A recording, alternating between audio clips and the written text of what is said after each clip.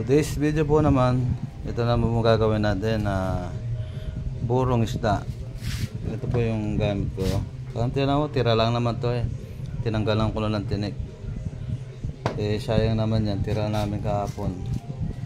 Eh naumay na daw sa kakapiprito.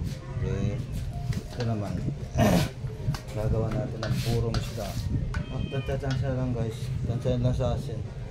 Hindi masyado marami para madali siyang maburo. Ako inahalo ko na kagad yan guys. Prepare na ito, nakapatuyo na guys. Make sure lang guys na hindi basa yung ano natin, paglagyan natin. Tuyo siya. Nakahalo-halo ko lang yan guys. Ganyan lang guys. Ganyan yung pamaraan ko sa paggawa ng buro guys. Iba-iba naman yung ano eh, na proseso ng paggagawa ng burong isda. Ako ganyan lang guys. Halo ko lang hanggang ma-mix yung ano natin, yung asin. Saka isa pa guys, wag nyo padadapuan na langaw. Dahil pagka nakadapo yung langaw dyan kahit isang beses lang guys, uuurin yan guys. Dahil wala siyang ano, makadapo na langaw. Yung kanin, pinalamig ko na yan guys. Hindi ko siya masyadong ginawang parang naging lugaw.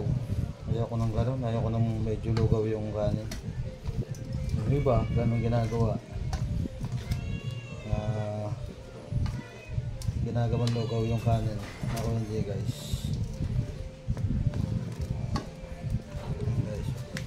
Ayun na, tapos ilagay na lang natin sa ano yan guys. Sa lalagyan guys. So, dito ako maglalagay guys. So, salamat guys. Ganun guys. So, transfer ko na yan guys.